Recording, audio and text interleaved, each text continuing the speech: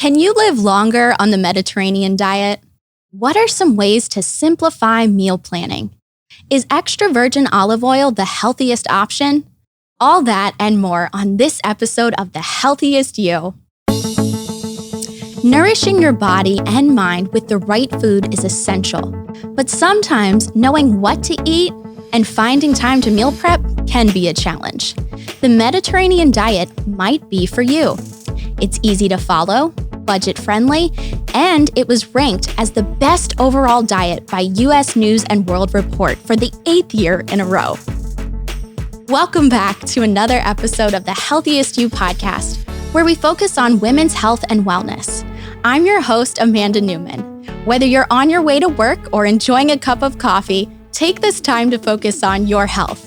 Here to talk about the Mediterranean diet and nutrition is Alexa Roseberry, registered dietitian with Lehigh Valley Health Network, part of Jefferson Health. Alexa, welcome to the show. Hi, Amanda. Thank you so much. I'm so excited to be here. I'm so happy to have you here today and talk about my favorite subject, food. It's mine too. That's why I'm a dietitian. Love that.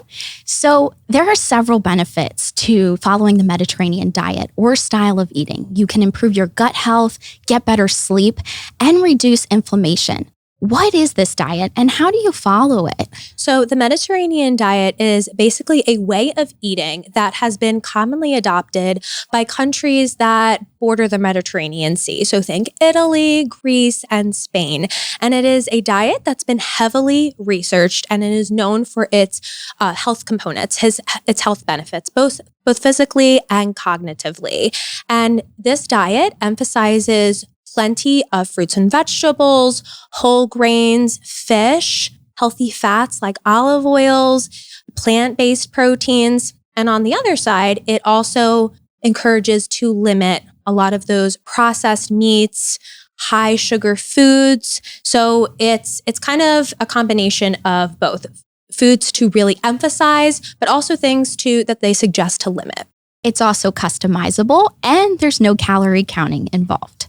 Could you talk about how anyone can make this diet work for their lifestyle and their taste buds? So the Mediterranean diet does have general guidelines, and this does vary depending on the source that you go to. However, the most important thing and the beauty of the diet is that you can take components of it and be flexible and implement them into your lifestyle right away, no matter how healthy or unhealthy that you currently eat. And I think it's so important that you meet yourself right where you're at and to adopt these changes and make these small changes that challenge you, yet at the same time also are doable for your lifestyle. And to really help make sure that the food is flavorful, the diet does encourage limiting sodium. That's why it does emphasize a lot of these whole great foods. So it naturally does limit sodium. However, the diet does encourage a lot of herbs and seasonings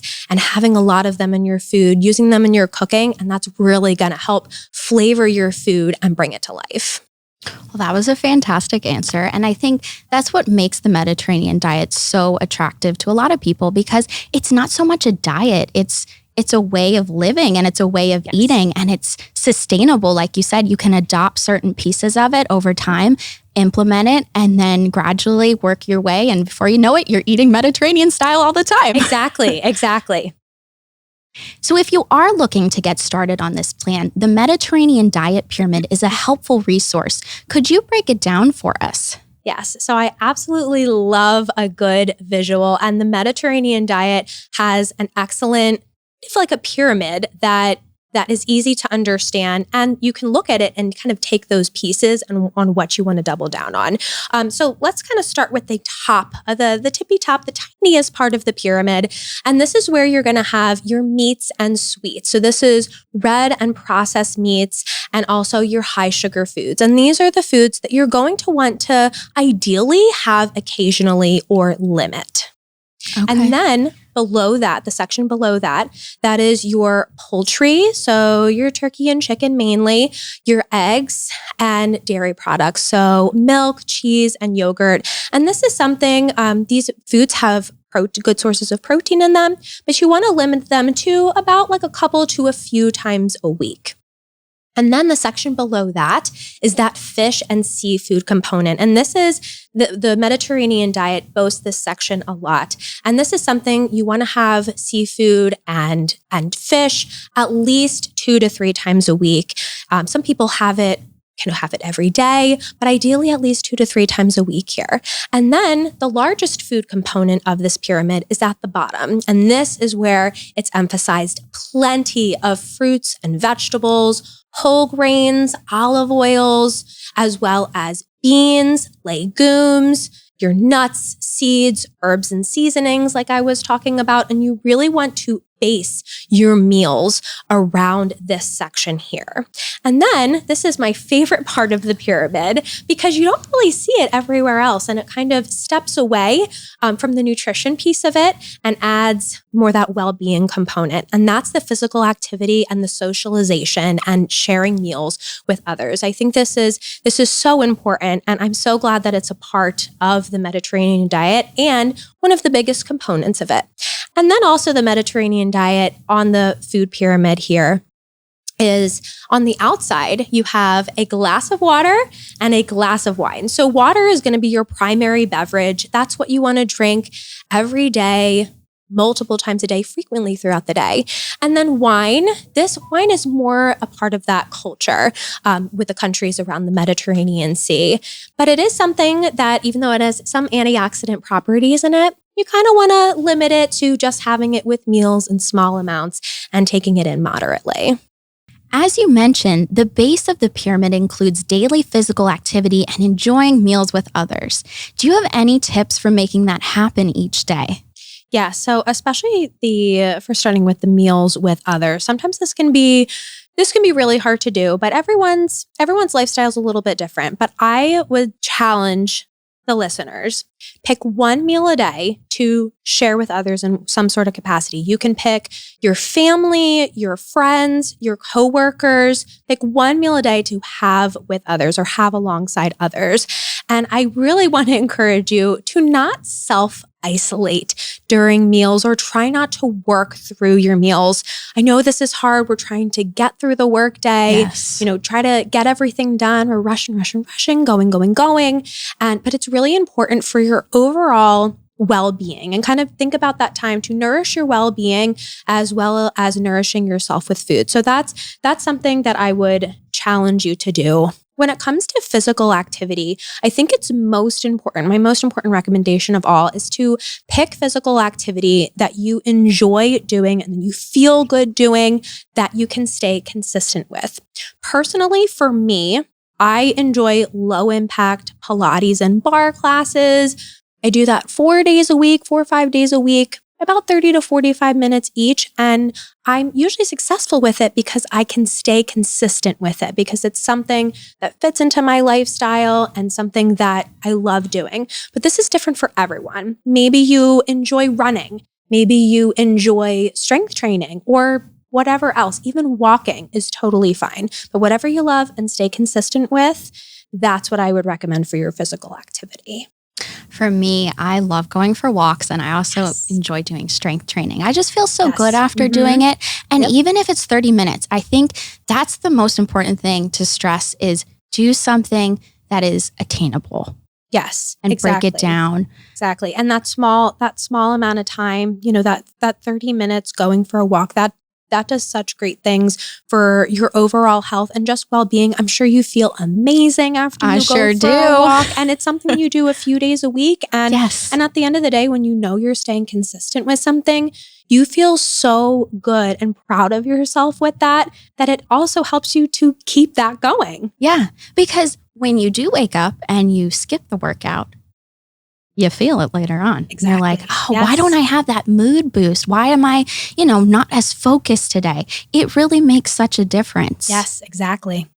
And going back to, enjoying food with others, I know for me, I'm very guilty of rushing through breakfast, rushing through lunch. But at the end of the day, my favorite thing to do is enjoy a nice meal at the dining room table with my husband. And it's so important that we have that time to connect. Yes. And because our lives are really busy, it may not be realistic to say, okay, make sure you have all your meals with others or just slow down for all your meals, but just pick that one meal, maybe one other person or group of people that you'd like to share that time with. And it gives you something to look forward to at the end of the day too. Exactly. Earlier, you had mentioned that part of the Mediterranean diet is eating fish or seafood at least 2 or 3 times a week. However, what if you don't like fish and you aren't a fan of vegetables either? Yes. So this is so funny. This reminds me of my dad will send me a picture of the Swedish fish candy and say, hey, I'm getting in my omega-3s and protein, right? And I'm like, Dad, it does not work like that. It's not the same thing.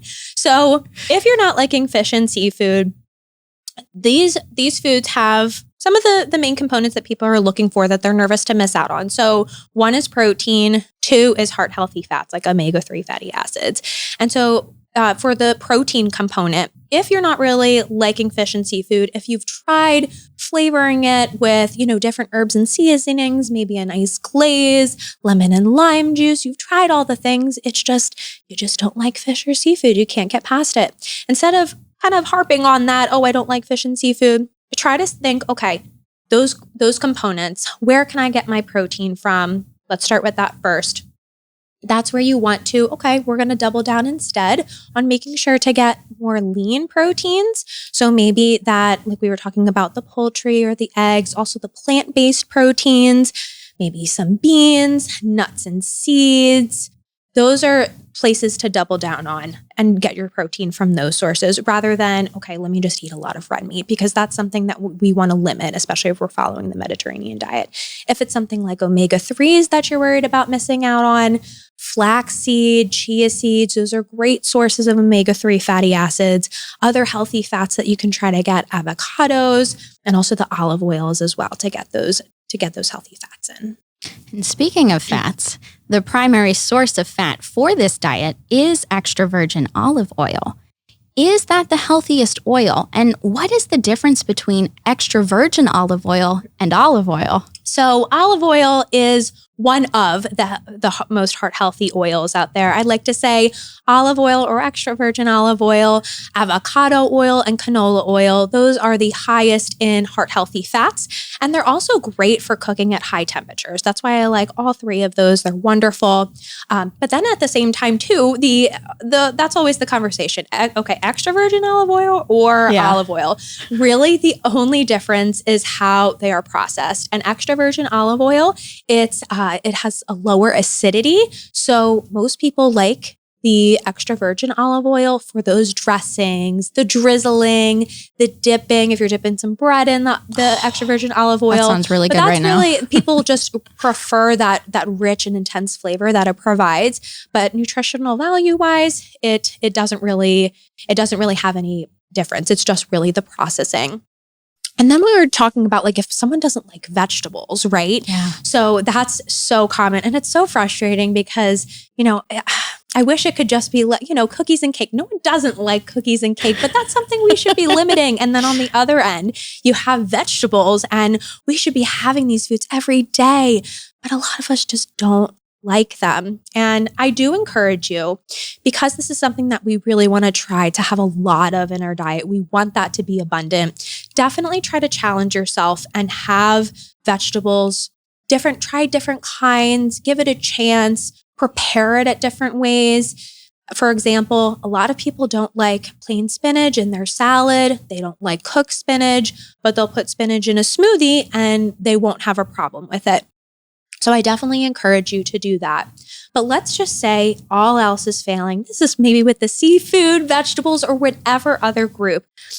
I would encourage the listener, try not to get stuck on that and pick another area. Let's say we're talking about the Mediterranean diet. There's plenty of other areas to focus on. See what you do like, what could be a challenge for you, but you are confident that you can do it. So a lot of people love fruits. They don't have a problem with fruits. They just don't get enough. So maybe that's something that you want to double down on. Or whole grains. Maybe they do have pasta and rice and breads a ton, but they don't have the high fiber ones. So So try to shift your focus on, okay, instead of getting caught up on what don't I do well or what I can't do because I don't like it, shift to another area of focus, because the last thing you want to do is get stuck and then not be able to help yourself eat better for whatever reason, whether it's your weight or your chronic disease. Try not to get stuck on there and look for a different area to work on. Healthy eating really starts with those small steps. So I love that you said don't get stuck. So if you aren't a fan of fish, you don't want to think about it. The thought of it it doesn't sound good. Try something else like poultry.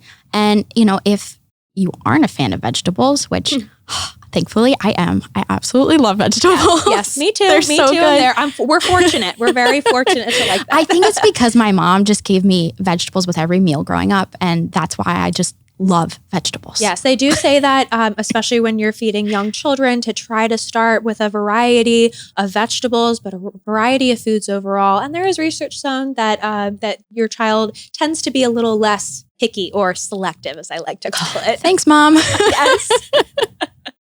Oh, and even if you don't like vegetables, I also enjoyed how you mentioned putting spinach in your smoothies. That's a great way to get some vegetables in your diet too. Yes, exactly. So different ways, trying it out. And this is going to be different for everyone. Some people might not like the smoothie idea, but roasting different foods. Yes, or roasted vegetables. You know what, listeners, that's a tip too, because if you don't like veggies, that can totally change things. And even like putting like a balsamic glaze like on Brussels sprouts. So good. I also feel like the air fryer changed the game for a lot of vegetables. Yeah. A lot of people are more likely to eat them. One, because of time, it cut down time for preparing vegetables. But they love it. They love the taste of it a lot better in the air fryer. So that was that wonderful invention. Love that. Do you have an air fryer? I do.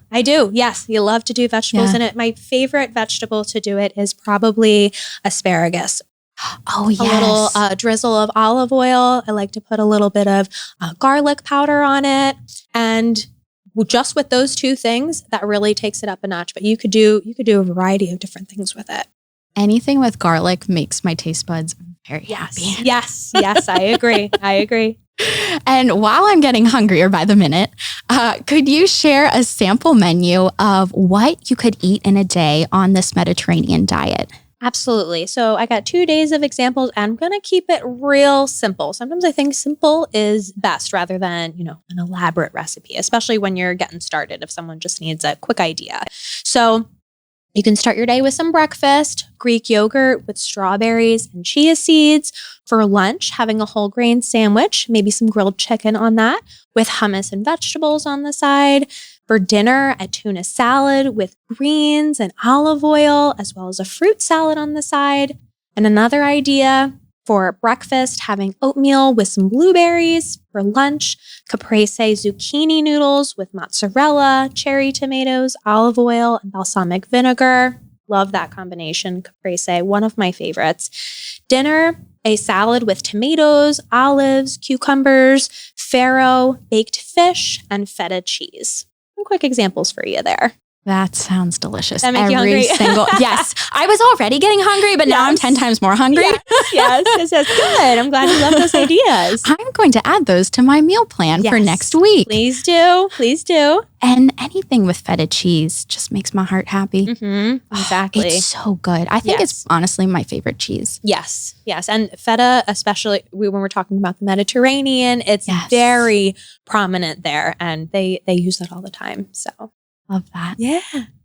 So for the snack lovers out there, like myself and many of our listeners, what are some options that align with this diet? Yes. I'm a big snack girl as well. I love my snacks. So for snacks, I'm going to recommend that you pair two nutrients together. So some examples of that. We have grapes and walnuts. We have clementines and pistachios. Looking at the vegetables, carrots and hummus, bell peppers with guacamole or avocado, whole grain crackers with a hard-boiled egg, berries and Greek yogurt. We're heading into the springtime. The berries are really becoming in season. This is the most flavorful they're usually at. So that's a great snack. Also, a classic, apples with peanut butter or almond butter, or really whatever nut butter you prefer. I love that tip of pairing two different ingredients together. So Yes. two nutrients, specifically like fruit and then a nut. So I absolutely love eating clementines, and sometimes I'll sit there and eat 2 or 3 in a sitting as my snack. But I like the idea of adding something savory too. So pairing that with pistachios. That I haven't done before, but that sounds really delicious because you get a little bit of sweet and a little bit of savory. Yes, and it's not just for the taste and the texture component. It actually has a benefit to your blood sugar if you're pairing with your carbohydrates. So maybe that fruit or the whole grain crackers, for example, even the vegetable. If you're pairing a source of fat and protein with that, that's going to be beneficial for your blood sugar. So the bottom line is we can still have snacks throughout the day. Absolutely. And still be meeting our goals. Yes, just got to be a little bit more intentional about it. Yeah, because as long as you plan, of course, it's not like we can grab a hard-boiled egg and on the go. You do have to plan ahead for that. Exactly. But the benefit over time is going to be so much better than reaching for that bag of chips or whatever else, other processed foods that. Yes. And that's kind of what I alluded to earlier. That's that time to slow down and kind of take the time to put these together, because it's going to help you in the long run for sure. Yeah. A little thought goes a long way for healthy eating. Yes. Yes. How about desserts, which I cannot wait to talk about this. Yes. There's one thing I love more than snacks. It's desserts.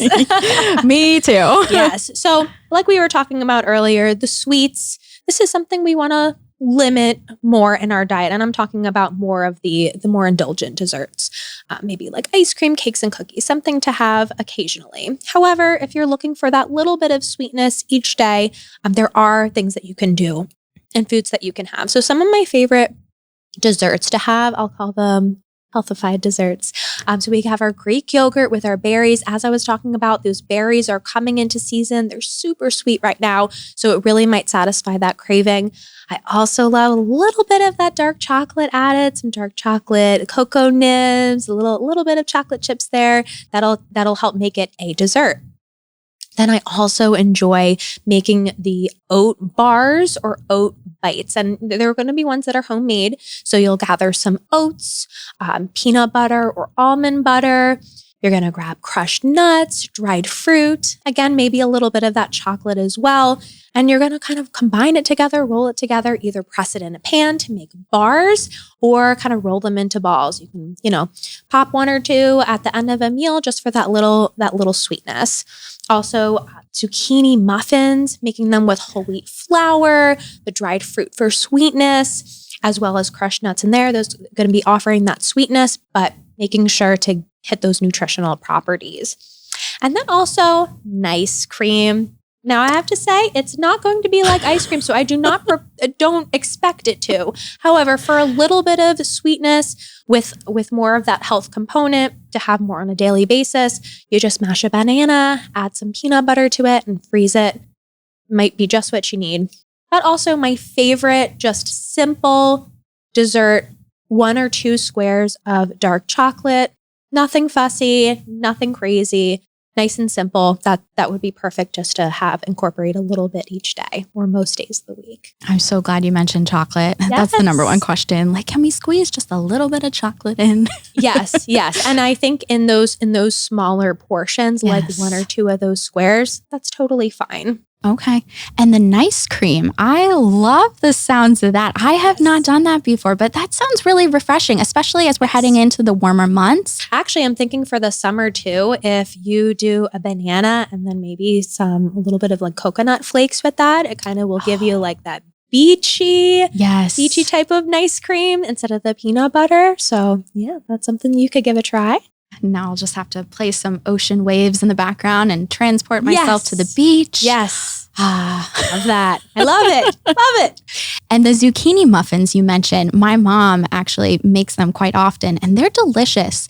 Yes. And she adds a little bit of chocolate chips to it as well. Yep. And they are so moist. Like, I'm amazed how delicious zucchini muffins can taste. Yes, I feel like they are very, very underrated. So, but I know if people have gardens, maybe your mom has a garden where the zucchini is just overflowing, or you can buy it really abundantly at the store. But yeah, it's great and very underrated.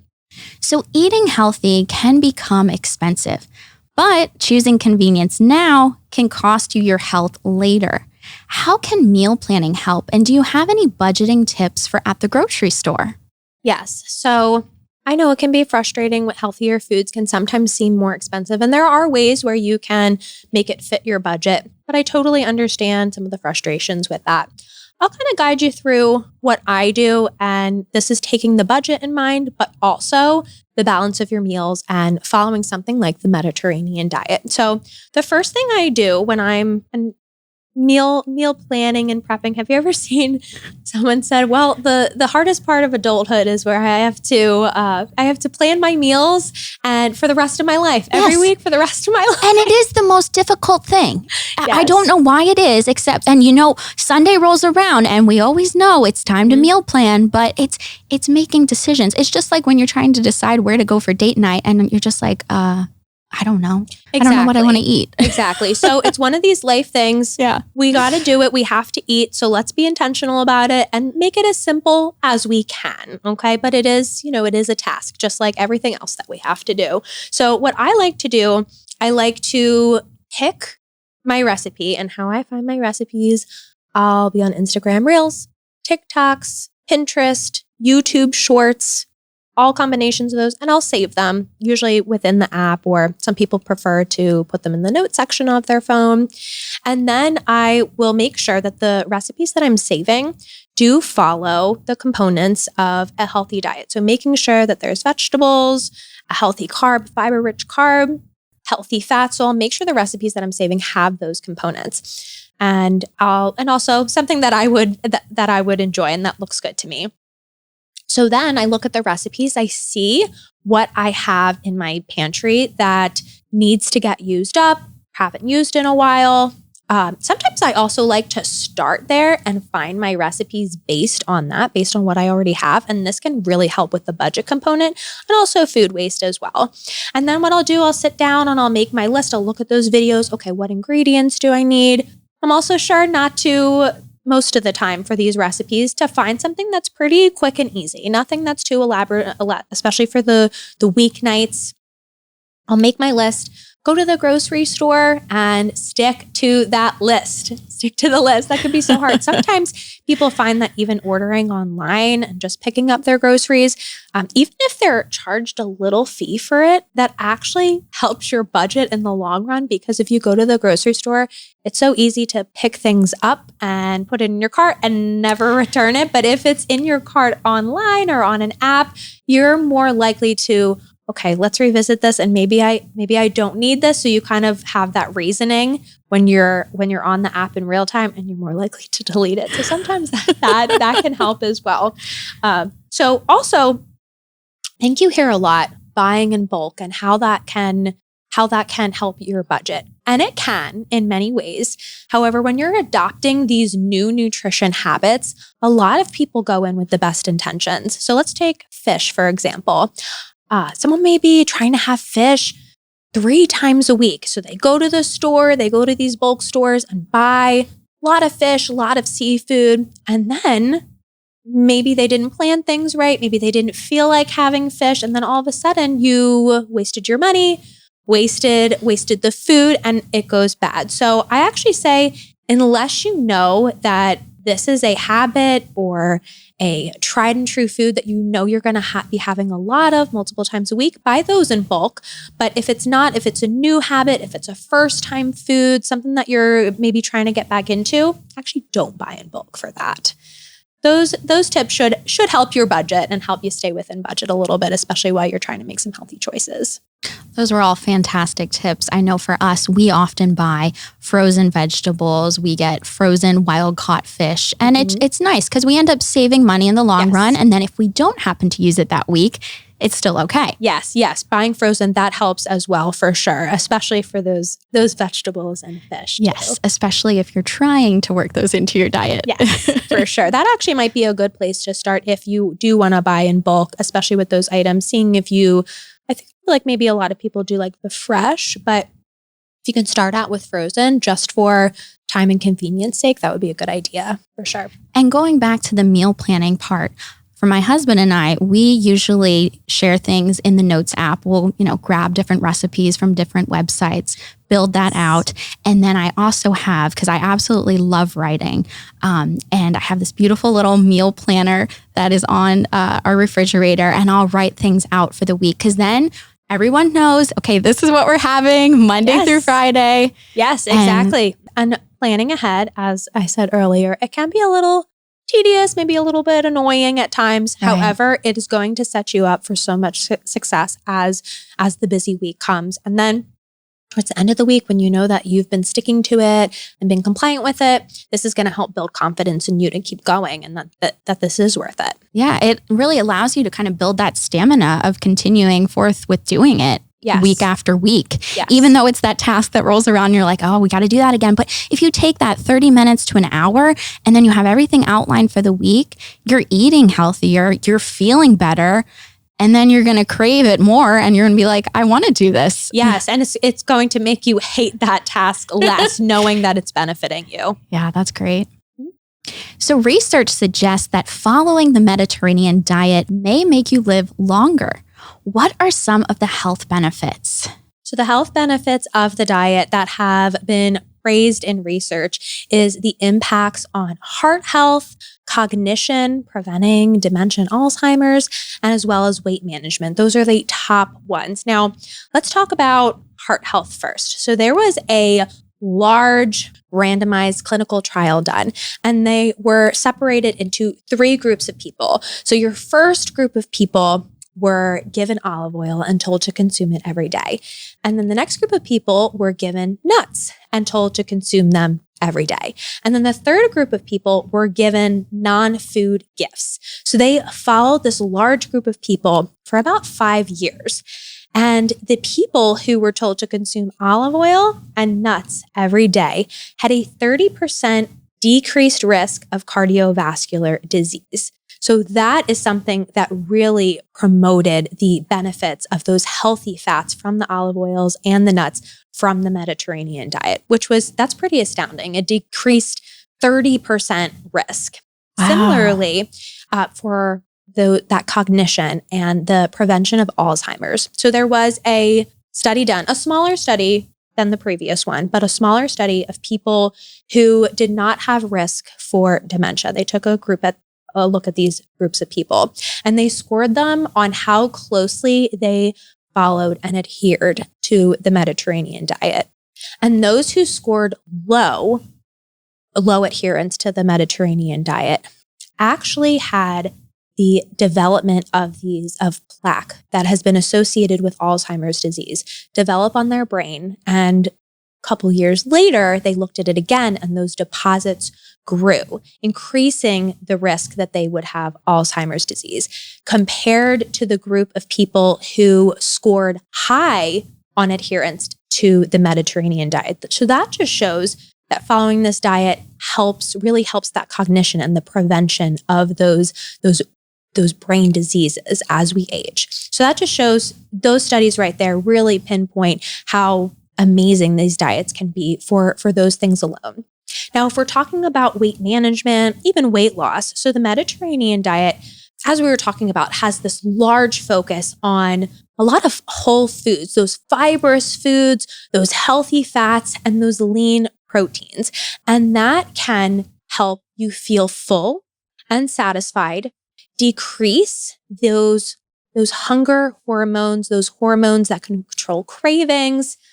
And at the same time, you're decreasing in your diet the intake of saturated fats, a lot of processed foods, a lot of sugars, which don't help you feel full and often make those cravings, those cues for cravings and those hormones, turning those on to make you feel more hungry and craving more foods. So then you are likely to consume a lot more calories. And all these components together, combined together, will help people often lose weight or at least have a better time managing their weight because of all these factors, the increase of the whole foods, those whole healthy, nourishing foods, and the decrease of those foods that you want to limit that might be high in calories.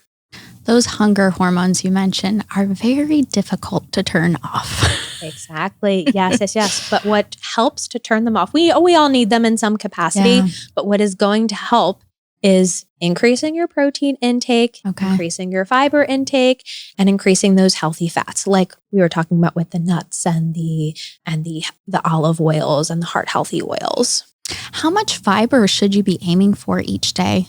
So I would say at least 25 grams of fiber. Now, that might seem like a lot for someone who maybe doesn't eat a lot of fruits and vegetables or whole grains or other high fiber foods. So like what I alluded to earlier, meet yourself where you're at. If you assess your fiber intake on a given day and you're only at 10, gradually increase towards that goal amount of fiber. And fiber, thankfully, helps you feel more satiated. So absolutely, yes, decrease. That's really going to help with fullness and weight management as well. In our last episode, one of our OBGYNs, Dr. Emily Brophy, recommended the Mediterranean diet, as we're talking about today, for women with polycystic ovarian syndrome, or PCOS. How does eating this way benefit women with this condition? So women with PCOS tend to have elevated insulin levels, and insulin is a hormone that's supposed to decrease your blood sugar. However, when blood sugar is consistently elevated, sometimes insulin stops responding and blood sugar will remain high or continue to increase. And this can be a result of the disease itself, the PCOS. However, it's also a result of the dietary choices that the woman may be making. So women with PCOS that adopt a Mediterranean diet are increasing their intake of high fiber foods, lean proteins, and healthy fats. And this is all going to make sure that their blood sugar does not rise as much or even at all, which is going to help with blood sugar management and the disease of PCOS. Another one of our listeners submitted a question too about which one is better, the Mediterranean diet or the DASH diet, which is Dietary Approaches to Stop Hypertension. Yes. So the DASH diet was actually created with the approach for lowering blood pressure. It wasn't necessarily for overall heart disease, longevity, or cognitive benefits like the Mediterranean diet has been shown to improve. However, both diets emphasize a lot of whole grains, fruits, and vegetables. The Mediterranean diet focuses more on that increasing fish component and olive oil. They really emphasize that component. Whereas the DASH diet, they have a particular limitation on sodium, where the Mediterranean diet doesn't really emphasize that. The DASH diet emphasizes no more than 1,500 to 2,300 milligrams of sodium each day. Now, if you're asking me which diet I like better, my recommendation would be the Mediterranean diet for the fact that I like that there's more of an emphasis on what to have more of. So it kind of comes from this abundance mindset. And I also like that it encourages that physical activity and the socialization and sharing meals with others. However, that does not mean that the DASH diet is bad in any way. Either one that you choose, that you decide to adhere to, is going to offer great benefits to your health. So you just got to figure out which one is best for you and which one you seem to jam with better. I love that answer. So the key difference with the DASH diet is that there is a limitation on sodium intake. Yes, and that is directly related to that lowering blood pressure component, which is what that was designed for in the first place. But either or, figure out which one works best for you, and depending on what your goals are too. Yes, exactly. For someone who is pre-diabetic, what type of nutrition plan would you recommend? A lot of people are interested in the high protein, low carb diet. Yes. So for anyone who's pre-diabetic, diabetic, insulin resistant, I think a lot of times that high protein, low carbohydrate diet really appeals to them. And for good reasons, because carbohydrates and eating a lot of them, that is going to increase your blood sugar and keep it elevated.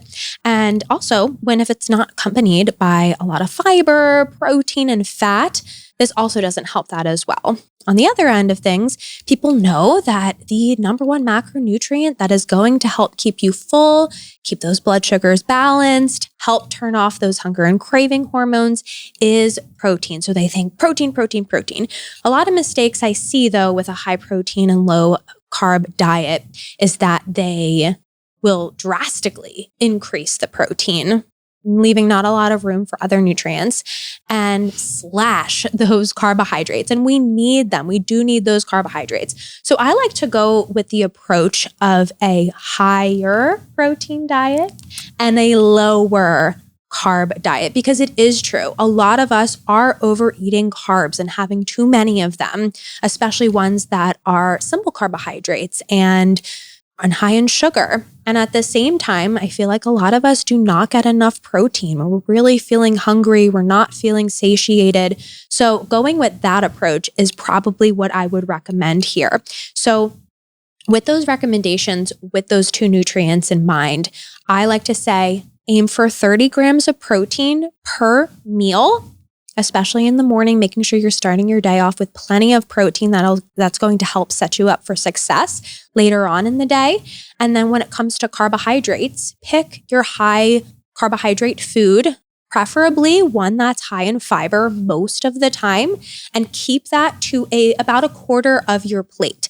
This ensures that you're being consistent with including it, but you're controlling that portion. I see a lot of times people, the carbohydrate is making half their plate or all of their plate, rather than it should be a little bit less, but still always there and high in fiber most of the time. Okay, so with each meal, aim for 30 grams of protein, and then a quarter of the plate should be the carbohydrate. Yes. Okay. Yes, you got it. Another question from one of our listeners is, what foods should be avoided if you've had a total colectomy and have an ileostomy? Yes. So we're switching gears here. And if you have had these surgeries, what you can expect after this? You're probably going to be on IV fluids for a while, just to make sure to give that colon rest and time to heal. Then soon after, your diet is going to progress to more of those clear liquid diets. And this does include more than just water. Clear liquids is anything that you can see through when it's melted down. So think of broth, juice, popsicles, Jell-O. You're going to be able to have some of these. And then from there, your diet's going to advance to those easy to tolerate but bland foods. So think of rice, applesauce, bananas even some plain chicken breast is fine. And then you're going to start incorporating more foods. However, you still want them to be low in fat and low in fiber. I know we're kind of switching gears. I talked about a lot of fiber. Now in this circumstance, we want to make sure that we're not including a lot of fiber here, because that's going to be aggravating to the colon as it's trying to heal. So with this, you're going to want to make sure to not have and avoid those full fat dairy products, those high fat meats. You're going to want to make sure to have those low fiber vegetables and fruits. So nothing with the skin, nothing with seeds. If you can cook it down, especially the vegetables, and make them nice and soft, that's something that's going to be okay. You're also going to want to avoid a lot of the desserts, because they tend to be high in fat, alcohol, and carbonated beverages.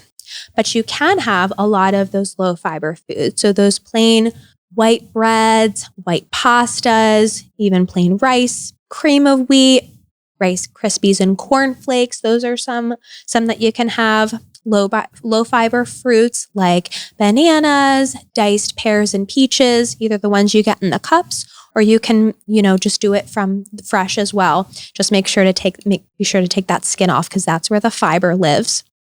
And then strained vegetable juice and sports drinks and protein shakes too. This is a good thing to include here to make sure you get your electrolytes as well as some easy to consume proteins from the shakes. Now, when you have a surgical operation, whether it is the one that we're talking about right now or something else, a common concern for a lot of people who have walked through something like this is how can I gain strength back after that surgery when it comes to food? So what about high protein foods that kind of help build that strength back up? Yeah, so definitely start including protein as soon as you can. That's really going to help build up your strength again and really help you recover. Sometimes not right away because, as I said, you might be on IV fluids, even clear liquids. That tends to be a little bit restricted in the protein area. But as soon as you can start getting some protein in, some great sources that I recommend. Obviously, we talk a lot about fish. That's great to include for healing, has a lot of nutrients with it. Rotisserie chicken, that's another great source. Whether you want to do like a frozen grilled chicken or chicken to air fry. Also turkey, we talk about limiting red meats. So having more of turkey sausage or turkey meatballs, that's another great source. If you're going to have beef or red meat, try to limit it to that 90% so that it's a little bit more lean and a little bit more heart healthy for you. Greek yogurt is also great as well. The Greek yogurt, the Greek part there is going to be higher in protein. They also make drinkable yogurts now. That's also easy to get down, especially if you're feeling really fatigued after your surgery. Cottage cheese as well. I know this is quite controversial. The cottage cheese, some people absolutely can't stand it. And I'll be honest, it's definitely not my favorite too. Right. Recent hack though, especially with these egg prices going on, if you take like just one egg, 1 or 2 eggs, and then add cottage cheese to it and into your scrambled eggs, and it kind of melts in, makes it really creamy, a little bit sweet. I got my husband onto this and he thinks it's the best thing ever. And he hates cottage cheese. Wow, that's a nice way to incorporate it because I love that cottage cheese has such a high protein factor, and I love that. But I just can't get around the texture. Yep. Sometimes I will try to make it like a spread and then put everything bagel seasoning on a piece of toast. That's a great way to have it. Yes, and it kind of masks the texture a little bit because it. Yes, and I find that some people prefer the savory with the cottage cheese rather than making it sweet. Just what I've observed when it comes to people and their preferences. But you can also do egg whites as well. Protein drinks occasionally are great. They're more important if after your surgery, a lot of your protein sources might be limited. That's something where you can have more protein drinks there to get that down. It's easy to tolerate and easy to get down there. Also, your plant-based proteins, let's not forget about them. You have your beans, black beans, chickpeas are my favorite, nut butters, nuts, also edamame as well. That's a kind of a cross between a vegetable and a legume, but it's actually really high in protein. So that's something that you could have mixed into your vegetables or mixed into your meal or have it on its own. That's really wonderful. I absolutely love edamame. Yes. It's so good. Yes. And just with like a little bit of olive oil and minced garlic. Oh, yes. That's delicious. Great. That's bringing in the components of the Mediterranean diet right there. You got your olive oil, the herbs and seasonings, and then the plant-based proteins. That's perfect. Yes. I'm on my way to eating you Mediterranean are on your game. style. Yes. So we already touched on how important protein is, but I think a big question for a lot of women is, how do you know if you're eating enough protein? If you feel that you're struggling to gain muscle, or if you feel like you are losing muscle and feeling weak, that could be a sign that you're not getting enough protein. If you're getting sick often, if you're more tired and fatigued, that could be a sign of not getting enough protein in.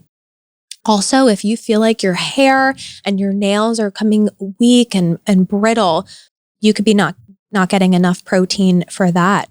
But my favorite telltale signs, if you feel like you are getting hungry often, if you're having a lot of cravings, especially a lot of cravings at nighttime, if you struggle, if you're trying to lose weight and you're struggling to lose weight, these are all signs that you're not getting enough protein.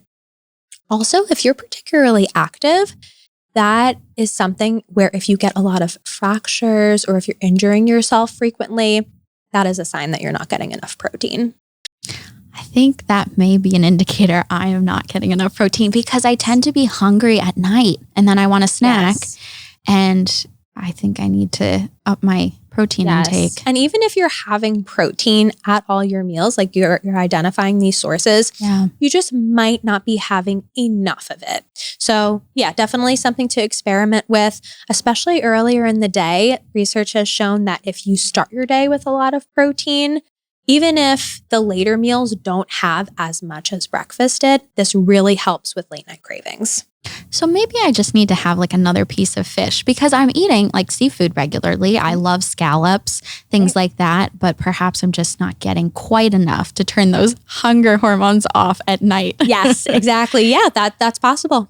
When it comes to going out to eat, how do you make healthier choices? Yes, this is pretty hard to do. However, I have a couple hacks that I think will really help the listeners out. So I definitely recommend looking at the menu ahead of time, just glancing, even if it's for 5 minutes on your way to somewhere, especially after a meal, because you're full and you're thinking about, okay, my best choices, and you're not going off of that ravenous hunger kind of controlling your options. So you're more likely to stay aligned with your goals. So I always choose what I want before I'm going in, especially, I don't know about you, when you get to a restaurant, if you're with a group of friends or a friend you haven't seen in a while, you just start gabbing right away. Yes. And then all of a sudden the waiter comes over and tries to take your order and then you're scrambling and you might just revert to what maybe just sounds good in the moment and not like, okay, well, maybe we make sure there's vegetable there and enough protein, maybe whole grains. Right. So you're less likely to make those decisions. So definitely pick out what you want to eat beforehand. I also don't think it hurts to grab a little snack on your way out. I know you're going to go eat, but a little something to take the edge off of that ravenous hunger can help you stay in control and those other foods that maybe the waiter's passing by or you saw on the menu be a little less appealing to you. So sometimes I just like to grab some carrots, a handful of nuts, a few sips of milk or something just to take that edge off of there.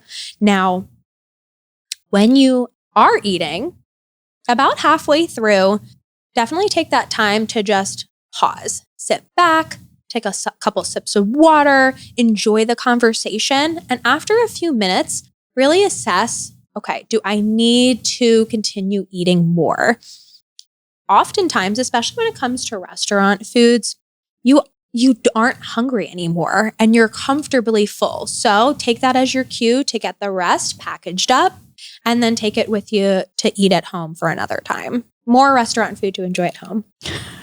We all love going home with leftovers. That's my favorite thing. Yes. So, but you have to take that moment and pause. I think sometimes when we're out to eat, we're having fun with friends, especially if it's someone we haven't seen in a while. Like you said, you just quick order something and then you're like, oh man, maybe I should have picked a healthier option. But take that time to review the menu in advance, especially if you're catching up with friends. And then during the meal, pause and see, okay, am I still hungry or am I full? And then evaluate. And then consider asking for a box to go. Exactly. Those are the hacks there. And I think that will really set you up for some success. Well, those were some great tips as far as when you go out to eat and making healthier choices and still having fun. Yes. But feeling tired or experiencing food coma after a meal is also something that a lot of people deal with. Are there any ways to stop the post-lunch or the post-dinner slump? Yeah, so there are a lot of theories as to why the food coma happens, whether after lunch or after dinner. A lot of theories is if you eat a large meal, blood flows, the higher blood flow goes to your stomach, and then it reduces blood flow to your brain, causing you to become a little sleepy and more fatigued. That's one theory. Then also, if you're having a meal that's not exactly balanced, maybe it's too high in carbohydrates or it's a high fat meal, it's lacking in a lot of other nutrients, that's something that they say kind of triggers some amino acids and some hormones to make you more sleepy and fatigued. So based on these theories, if we are trying to avoid that, I'd make sure that you don't have a super large meal. Just eat till you are comfortable and making sure that your meals have a variety of nutrients. It's also important to stay hydrated as well. So if we keep those things in mind, I think we may have some better luck at avoiding the food coma. Because I know the times that happens to me, it really plummets my productivity. Yeah, it hits hard after lunch sometimes. Yes. And I don't want to reach for another cup of coffee because then my sleep is going to be disturbed for that evening. Exactly. Yes. Good point. So avoid large meals and make sure that you stay hydrated. Yes. And just make sure that there's a lot of the variety of nutrients on your plate. Well, to wrap up today's episode, what's the most important advice you'd like women to remember about nutrition? So it's really just hitting home, making sure to think more fiber from whole grains, fruits and vegetables, and more lean proteins. This is so important for general health, but especially for women overall. And it's going to become important as women age as well. Things shift, things change, but it's so worth it for our health overall and our quality of life to be including these nutrients because they're really going to be working for us. If they seem far-fetched, if this seems something that is out of your reach, remember, start small, always meet yourself where you are at and increase from there. And this is how change happens. And this is how you change your life. And it's so worth it. That was a beautiful answer. And this has been so much fun. I have absolutely loved having you on today. Yes, I've loved chatting with you, Amanda. This has been so great. And I could talk about food all day. Me too. You know what? I think we should just take a shopping trip to the grocery store after this. I would love that. Yes. And hitting up all the different sections, how to navigate the grocery store. That would be wonderful. And then we can go out to eat. Perfect. And we can apply some of those restaurant tips. Yes. Making sure that we look at the menu before, making sure that we're pausing in between our meal, maybe grabbing a little snack beforehand to make sure we don't go crazy. We don't want to be hangry. Yes. And we want to make responsible choices. Exactly. Yes. Love that. Well, Alexa, thank you so much for joining us today and just sharing such wonderful information with our listeners. It's been a joy having you here today. Thank you, Amanda. It's been a pleasure. To learn more health tips, visit lvhn.org/healthyyou. Remember to leave us a review, subscribe, or follow the Healthiest You wherever you get your podcasts so you never miss an episode. And remember, be safe, be smart, and be the healthiest you.